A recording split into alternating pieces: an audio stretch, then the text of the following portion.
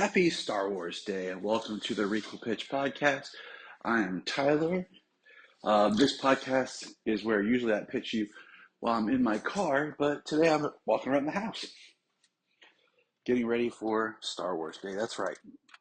Now, what I do is I take a property that already exists, and the idea is if I had it, what would I do with it? And I've done a Star Wars one before, but today is another one. And this is kind of a pitch for like an episode of Ahsoka, which is kind of weird, but just go with me, okay? So the pitch starts out that we pick up with Ahsoka basically meditating, and she's meditating and she's contacting Anakin's Force Ghost in the Void. And they have a conversation, and Anakin talks about mistakes and the Force, and they tap into a basically what if type scenario. And then it takes us back to episode 3. And it takes us to the scene where, now, first of all, something I think should have been put in episode 3 that was not, and it has been a while since I've read the book. And anyone knows episode 3 is my favorite. Is it should have been, because there's a line Mace Windu says, "If this is correct, you've earned my trust." I think shortly before the events, they should have discovered Anakin's marriage to Padme, that she was pregnant, and Anakin basically was up on trial of being expelled from the Jedi Order. And that's the Chancellor stepping in, basically saying, "I will protect you. Under my eye, I will raise you up with me, because this is unfair from the Jedi," yada, yada, something like that. So you have Anakin's allegiance to the Chancellor there, because the Chancellor's going to protect him and Padme. All right, so now, back to my pitch.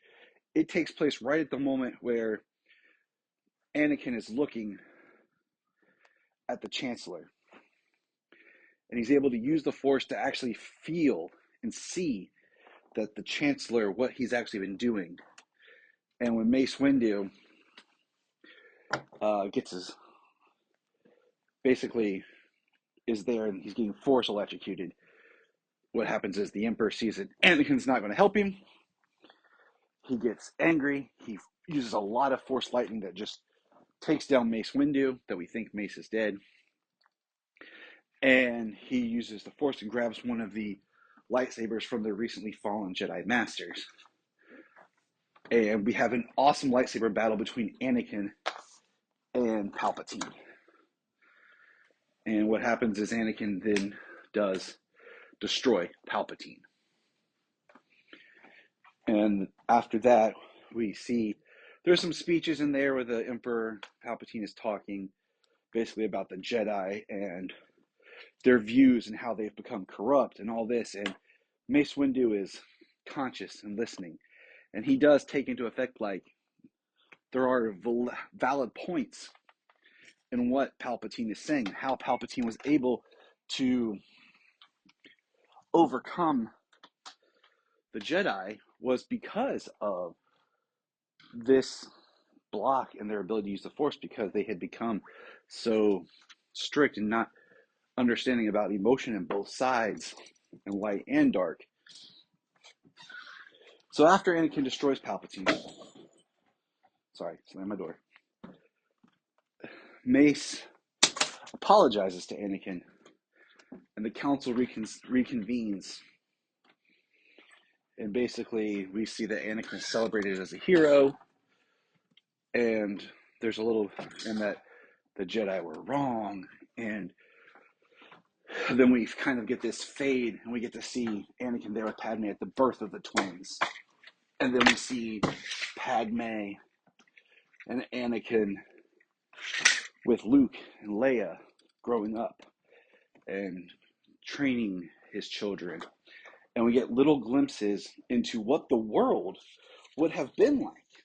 Now, the world, the galaxy, because we would have seen Obi-Wan there, and we would have seen the clone troopers that trying to be deprogrammed or arrested for those who had turned on the Jedi and tried, or because they were programmed, as we had learned in Clone Wars and other Star Wars episodes of television that they were actually programmed to be brainwashed.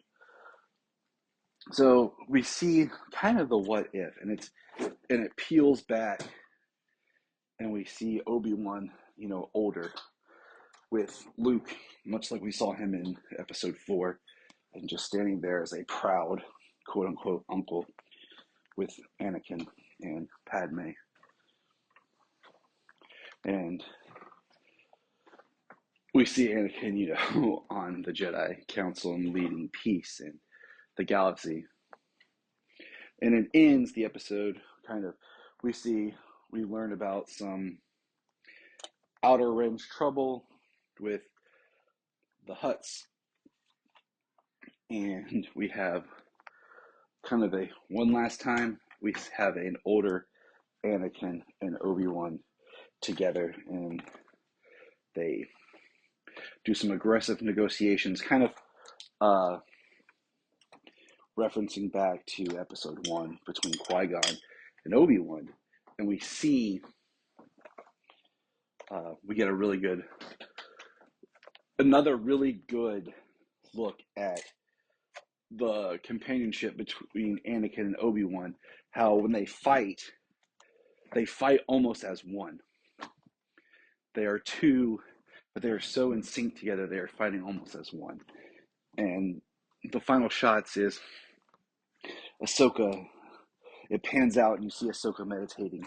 You see Anakin's Force Ghost, and Anakin basically presents that Ahsoka has a choice to make and a challenge ahead of her, and that making the right choices are important and what she has to do. And what could have been had Anakin made the right choice. He should have. How the dark side can corrupt. But we need our emotions. We need to feel. Or else. There's a line in Episode 3 where Yoda's like, miss them, do not. Mourn them, do not. You must unlearn all attachment. And I looked to my buddy Brian, we were watching it in the re-release of theaters, and was like, then that truly means that you don't care for anything. You're not attached to anything. You don't have emotion for anything. You don't care for anything. And that's where the Jedi are falling short. Is they've spent so much time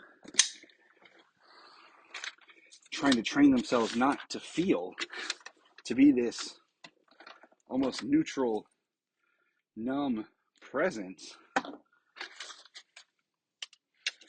that they're hindering their own way of feeling. So that is my Star Wars pitch for now. Now, something else that I would love to see from Star Wars, and this once again springing from Episode 3, is Yoda and Mace and Obi-Wan are talking about Anakin and the prophecy, and they state, a prophecy misread could be. Well, I'd like to see when this prophecy was created. Like, who made this prophecy? How did this come to be? So that would be an awesome little short, kind of how they've been doing these shorts recently. I'm recording this on the weekend of the 20th anniversary of Revenge of the Sith, where Brian and I went to the theater and saw Revenge of the Sith. And I have not seen yet the Star Wars Day new shorts that they have coming out. But the idea is they've been doing these shorts, and they could easily do a short that is the prophecy. So to all my Star Wars fans out there, happy Star Wars Day. Hope you had a good day. Let me know your thoughts in the comments below. And have a good day. All right, I'm going to get out of here and go do something Star Warsy.